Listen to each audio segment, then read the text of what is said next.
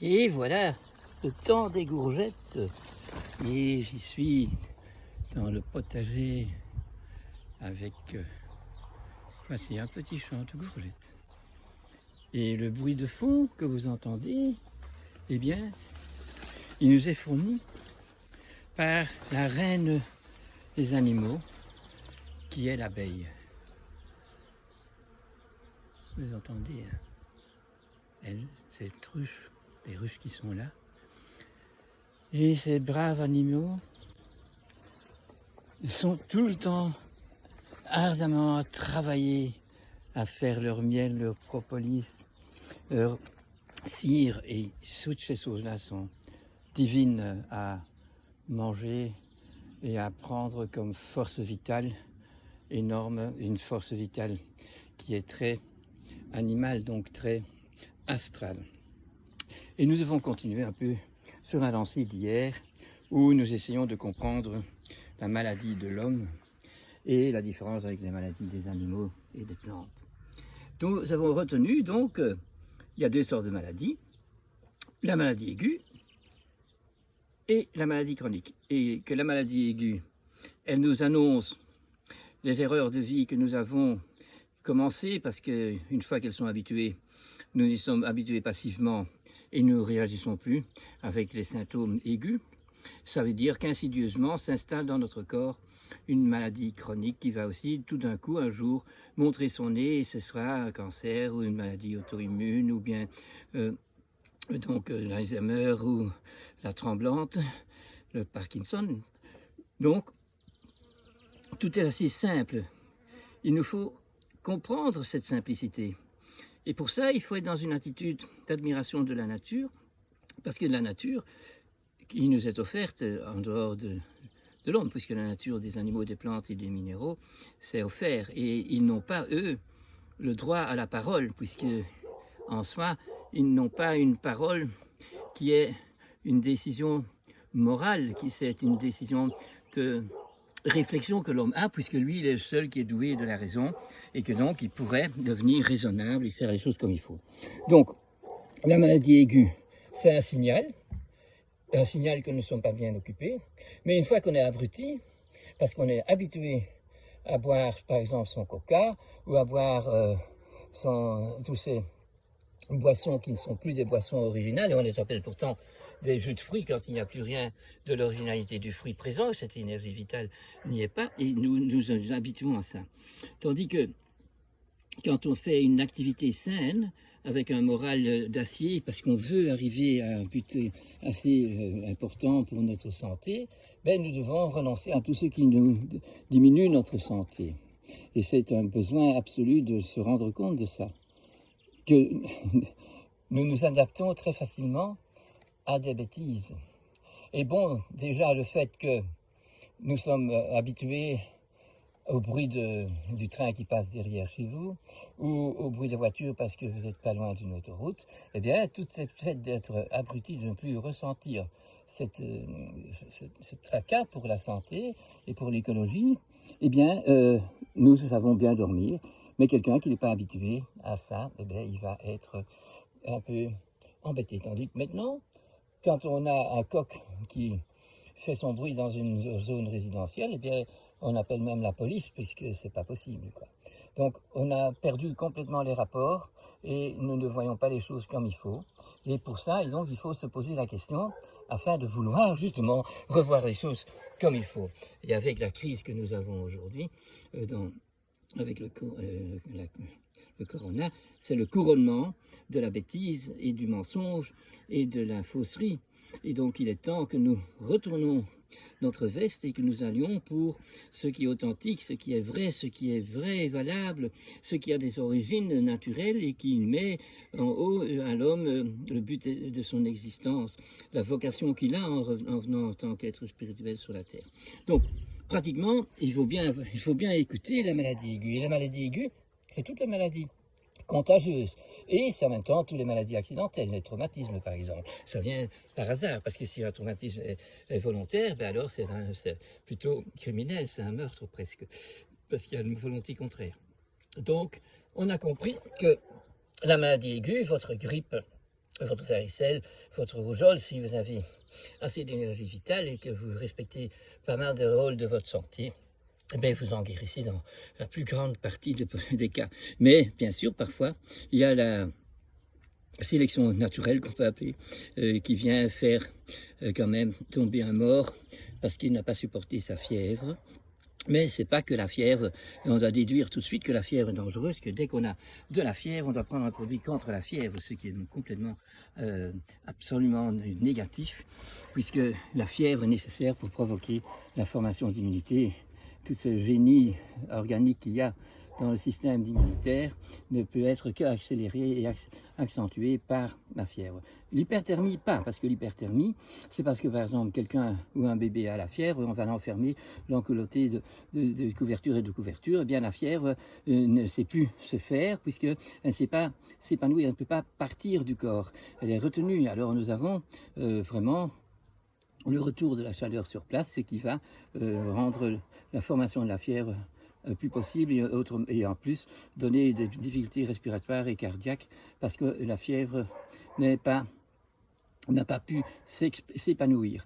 Donc quand on a de la fièvre, on prend un bain tiède, et plutôt même plus frais, on donne beaucoup d'aération et on défait les bébés de leurs vêtements qui aujourd'hui bien sûr sont encore faits avec résistants ou autrement, ça veut dire que c'est des thermos et que donc ça va faire de l'hyperthermie, ce qui n'est pas la bonne chose. Donc, alors, quand on a fait les maladies chroniques, on est arrivé à la maladie chronique parce qu'on n'a pas guéri, on a imposé au corps de refuser sa fièvre, de refuser la maladie aiguë, la maladie infectieuse, puisqu'on a fait les vaccins, ainsi de suite, et beaucoup d'autres choses, ben, nous allons avoir la formation d'une maladie chronique.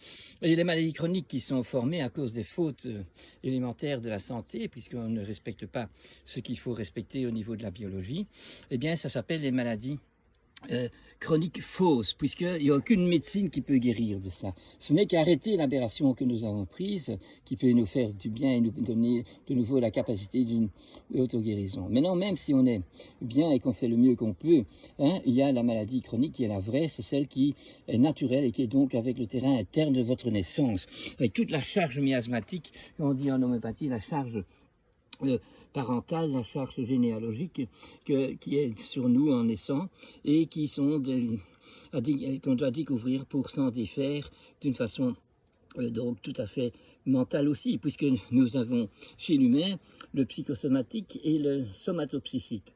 Si je vous donne un coup sur le nez et que vous avez reçu ce coup, eh bien c'est somato, mais c'est somatique. Mais si je vous revois plus tard, vous allez avoir des effets de ça qui sont psychiques. À partir de maintenant, vous avez peur de moi parce que vous savez que je donne des coups, ou bien vous avez peur de sortir parce que vous avez été pris et vous êtes beaucoup plus vulnérable. Donc il y a une charge de notre naissance, de notre génétique exprimée à la naissance, et qui est la suite de choses qu'on a héritées, et duquel on peut se libérer. Mais pour ça, il faut y penser, il faut faire ses recherches, il faut travailler à sa santé. Travailler à sa santé purement biologique, somato, anatomique et biologique, donc physiologique, c'est une chose qu'on peut facilement apprendre. Mais comment guérir de tout ce qu'on a hérité et qui nous fait vulnérables à la vie et qui nous demande donc de changer cette habitude négative que nous avons prise suite à des problèmes qu'on a eu en généalogie, mais aussi qu'on a eu parce qu'on a été abusé quand on était petit et toute autre chose, qu'il n'y a que l'homme qui fait des bêtises et des méchantes choses pareilles, et donc nous devons aussi voir le comment faire, le comment comprendre que si on a vécu certaines choses, eh bien c'est aussi chaque fois une expérience qui doit nous aider à nous sortir du problème. J'ai été un peu cru hier en vous racontant par exemple que quand vous avez eu un problème grave au cœur ou que vous avez un problème grave à la vésicule biliaire et qu'on vous l'a enlevé, on vous a mis un stent, on a fait une opération cardiaque et tout, qu'après on vous met pour toujours à des médicaments chimiques qui ne sont pas des matières à guérir mais qui permettent de continuer la survie et si on en est dépendants. On n'a pas compris qu'un Guinness, mis de un moyen pour guérir, c'est un médicament. Non, c'est plutôt un remède qui va vous sortir de l'affaire et vous laisser autonome après. Donc, quand on a eu un incident grave, par exemple un problème cardiaque ou un problème de la vésicule biliaire, eh bien, si après avoir eu même des traitements d'ectomie, on a enlevé la vésicule biliaire ou on a mis un cœur artificiel ou on vous a donné un stent ou 10, eh bien, à ce moment-là, si vous avez été éveillé grâce à ça et que vous allez donc commencer à faire du mouvement beaucoup plus, que vous allez manger des choses saines, que vous allez arrêter tout ce qui est malsain, eh bien, vous voyez bien que le besoin de ces médicaments pourrait diminuer très fort. En plus, si vous connaissez des gens qui connaissent bien la phyto, qui connaissent les plantes et qui connaissent l'homéopathie, il y a moyen de donner des énergies et des forces physiques de guérison, des forces éthériques, des forces astrales qui vont permettre la guérison.